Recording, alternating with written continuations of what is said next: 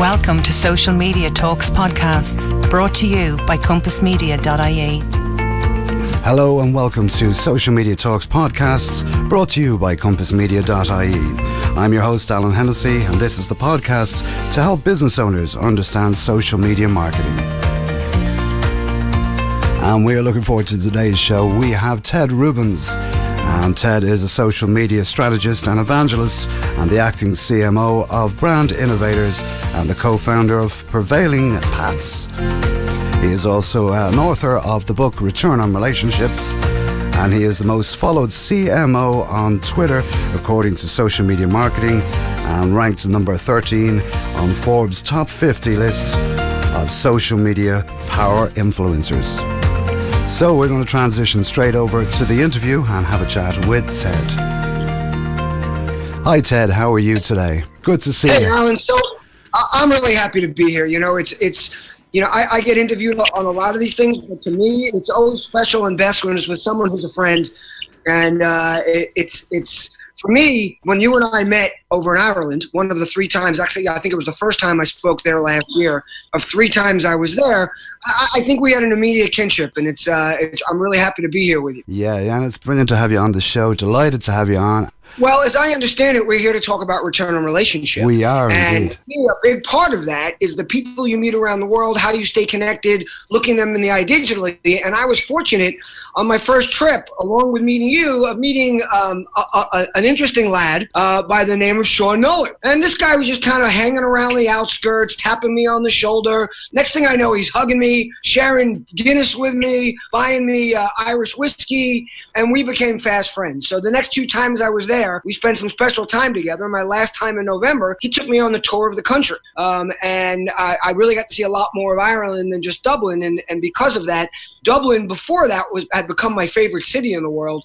Now Ireland's probably my favorite country in the world. And again, in accordance with return on relationship, Sean shows up at my doorstep and he's staying here with me this week and we're having some great fun. So Sean, why don't you say hello to everybody? Hey, hi Alan, hey everybody. And yeah, look, I met you, about 18 months ago? Something like that. And the funny thing is that we connected through the power of social. We were able to not only just continue that relationship, but build on it. And 18 months later, I'm in Ted's beautiful place down in Florida. I'm enjoying the humidity. Shorts and t-shirts, working. I'm living the dream. And that's exactly what it's all about, isn't it? It is absolutely about return on relationship. And that is, of course, what we're here to talk about today. It really is great to have Ted here because he is, of course, the evangelist of the return on relationships. Everyone should know the hashtag. It's RonR, which is for the hashtag that he uses. And it is a huge part of what we do with social media for business and for building relationships across and online.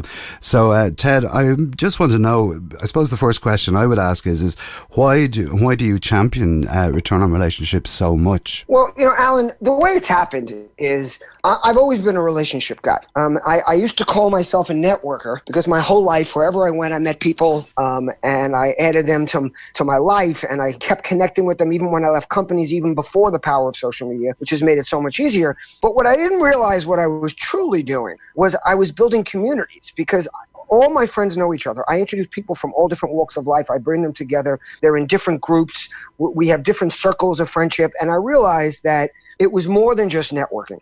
The relationship aspect made it a community building. And I like to say that a network gives you reach, but a community gives you power. Networks connect, communities care. And so I always did this. It was who I was. And then I found myself in 2008 as the CMO of a company called Elf Cosmetics, EyeslipsFace.com. And they had no marketing budget. And some people are like, why would you take the job of a CMO with a company with no marketing budget? And my take was, because it's exciting and it's interesting and you really have to use your brain. Anybody can take $100 million marketing budget and buy media and hire extra people and hire influencers and do all these things. But imagine, which a lot of your audience, I would suppose, are small businesses. Imagine you're trying to promote your business and you don't have big budgets. What do you do? And I found myself at this brand that, it wasn't tiny, but they were doing about $6 million a year. They'd started a few years before. They'd had great success, but they were running out of steam a bit because most of their sales had come from public relations, articles written in magazines, traditional word of mouth. And I totally brought them into the social space. But when I did it, I immediately recognized, as I got involved in Facebook, Twitter, YouTube at the time, that this was a space where people want to engage and connect. They're not looking to be sold. Now, that doesn't mean you can't sell them.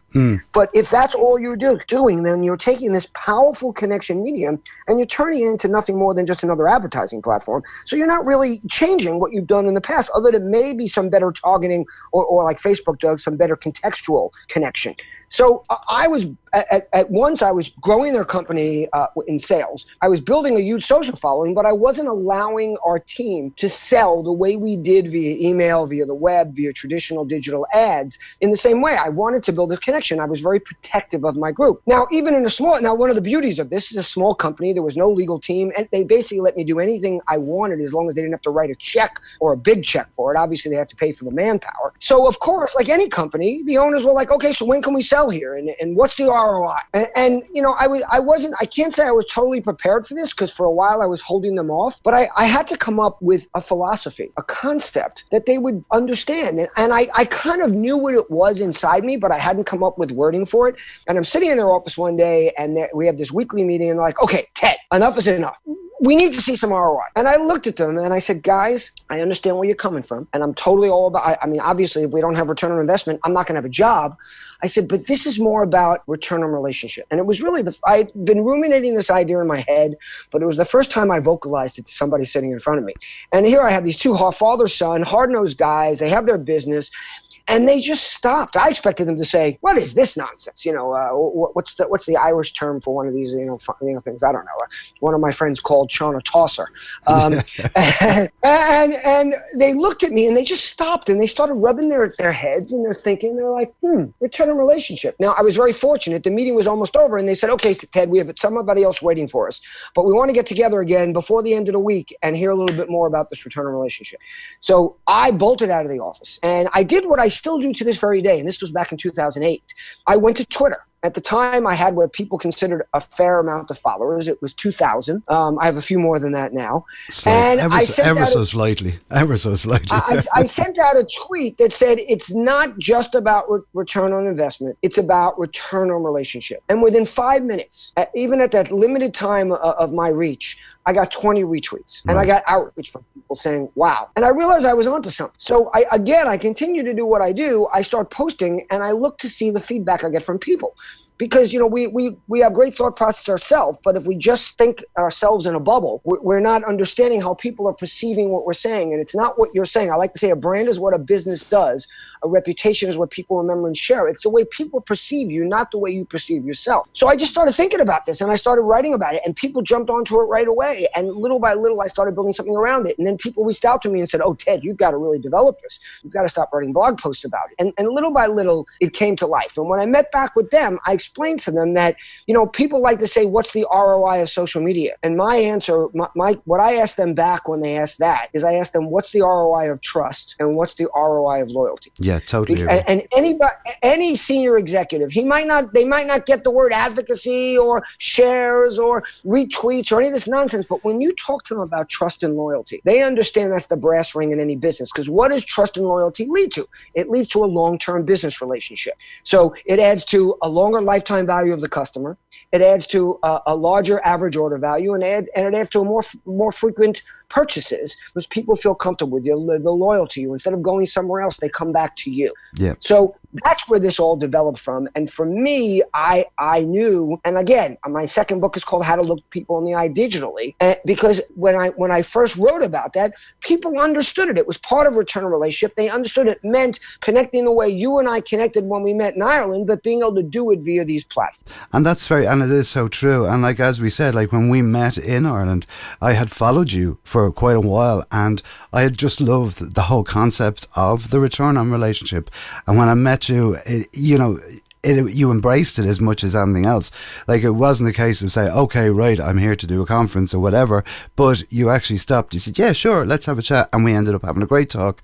And then over the course of the conference, we ended up seeing quite a lot of each other, which was brilliant. And it really got there was a trust there, and you felt that, it just wasn't just someone saying something. And that, I think, as well, what social media does is a lot of businesses out there, they just go, right, let's post out all of our, what we're selling, what we're doing. And not actually thinking of the end user and thinking of what their outcome is going to be and how are they going to perceive you. So with the building on relationships, I think that is a huge part of any business, whether it be bricks and mortar, whether it be online as well. Right. And if you're just broadcasting, you have no ability to learn. The beauty of these platforms is they do go both ways. So you can learn. You put up something, you get feedback about it. It used to be you posted an ad. The only feedback you knew was whether people used it or talked about it. Or now someone can come right back to you and say, I'm not really sure that I understand what you're saying, or I don't really think you're expressing that properly. And you learn immediately. But just to put a little bit of a shape around this so your audience understands the way I view return on relationship. I like to talk about return on relationship, and it's people ROR versus ROI, so return on relationship. The hashtag I use, as you mentioned, is hashtag RONR for return on relationship. Why I didn't use hashtag ROR is a story for another time because it'll take up too much of this podcast, but that's a marketing story unto itself. But to give you just a little bit of a definition, I like to say that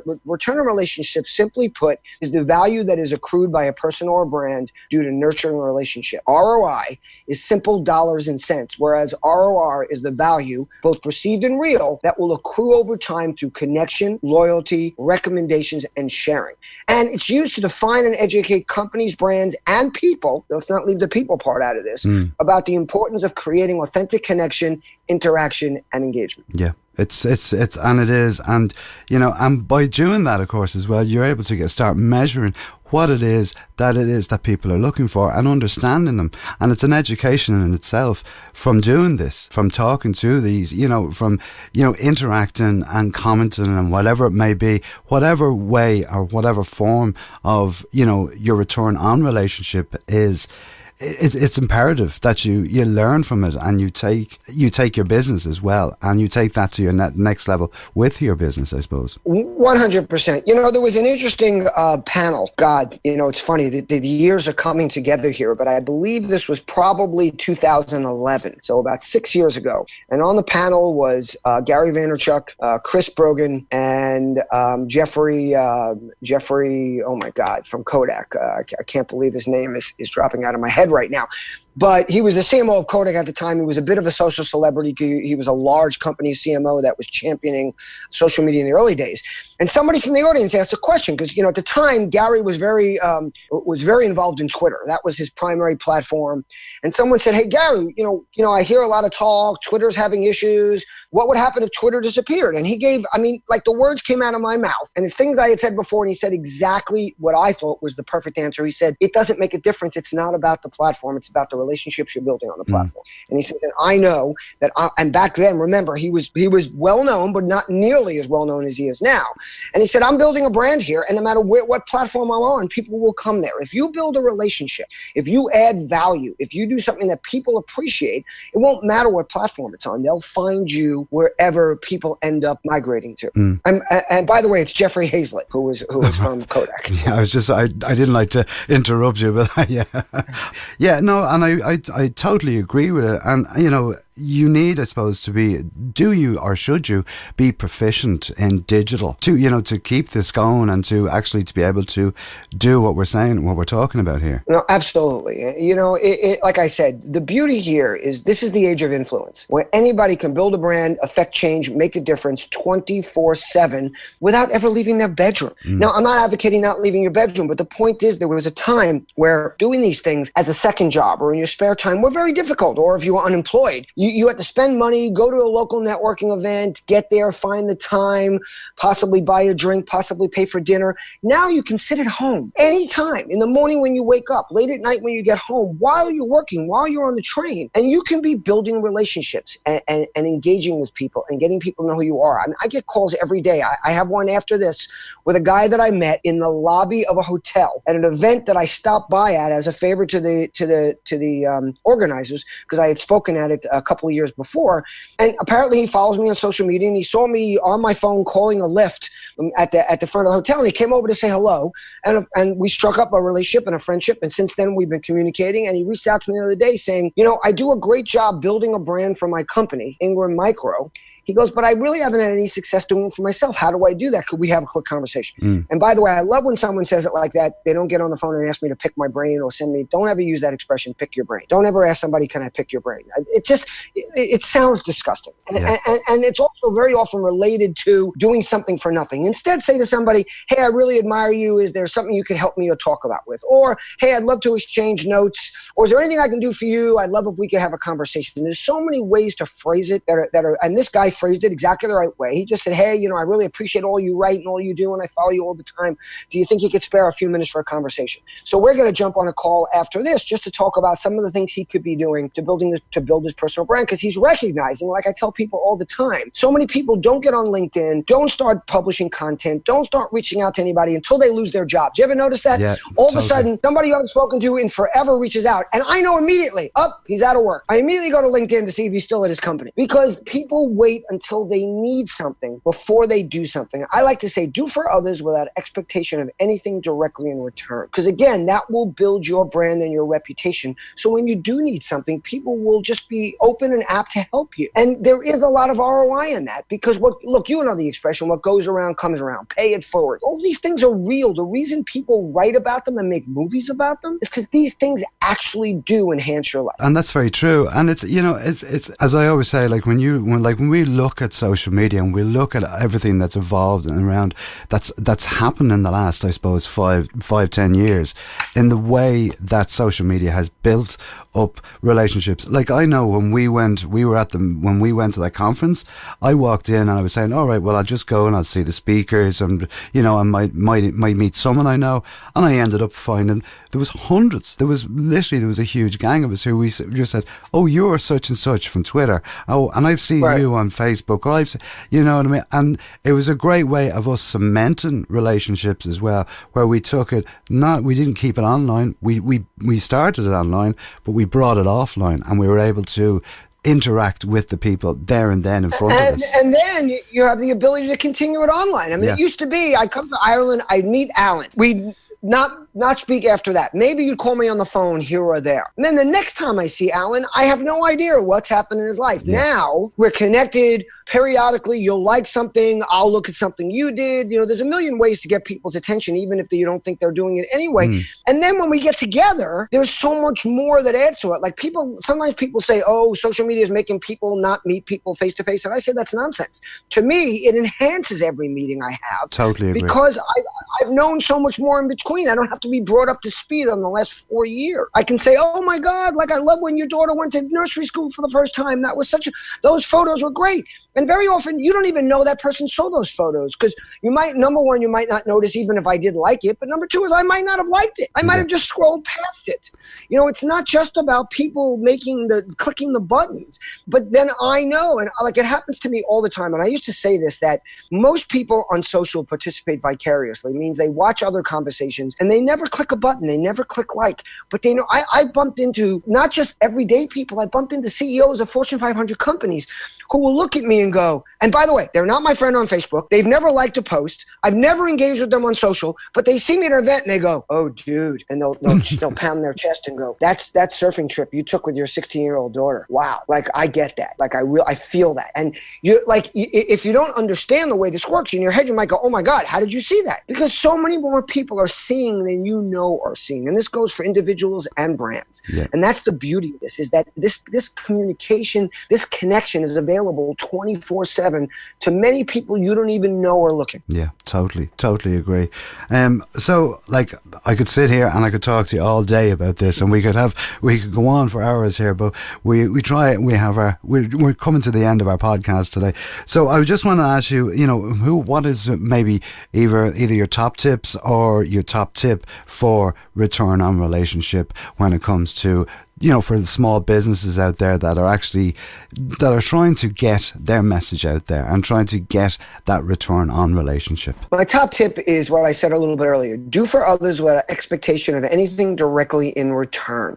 I don't know if you noticed what's going on in Houston now. I'm sure you have, all the flooding, but there was just a just right before I got on this podcast, there's a news broadcast about a guy that owns a number of mattress stores in the Houston area. He opened his stores and let people sleeping on all the mattresses. He's bringing people in, and believe me, this guy is not, he's probably going to lose money in advance, of course, because mattresses are going to get ruined. The place is going to get trashed.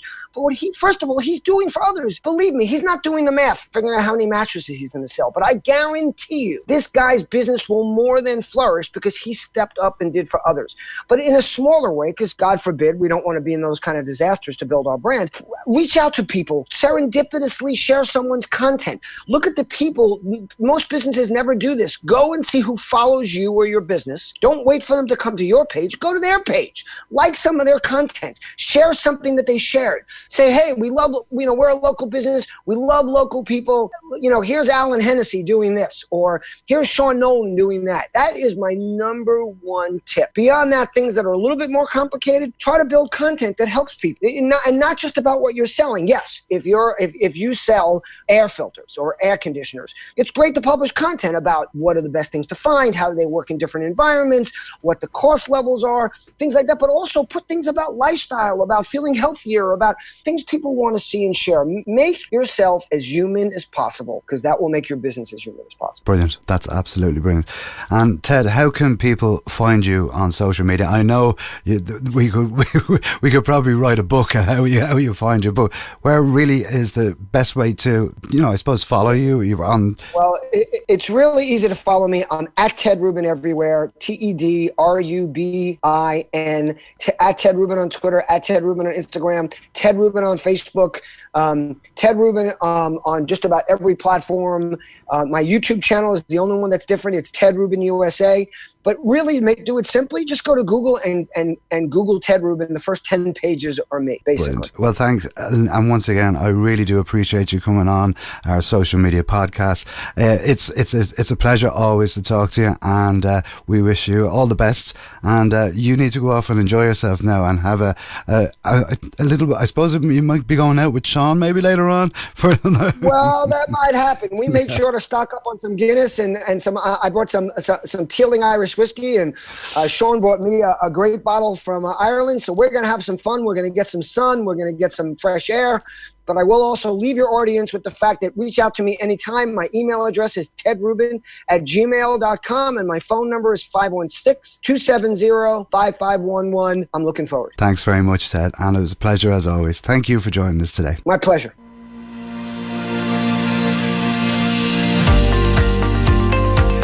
So my thanks to Ted Rubins for coming on the show today. This has been Social Media Talks Podcast. I've been Alan Hennessy, and we do thank you for your company. And don't forget, if you are looking to find out more about Ted Rubin, you can Google him, as he said himself, at Ted Rubin, and follow the hashtag RonR. I've been Alan Hennessy, and this has been Social Media Talks Podcast, brought to you by Compass Media. And if you want to follow us on Twitter, you can do so at Compass Media. And we're also on Facebook and Snapchat and Instagram and LinkedIn. And for more information about any of our services we provide from Compass Media, log on to the website, which is www.compassmedia.ie. So until next time, have a great day, and we'll see you all very, very soon. Until next time, bye-bye.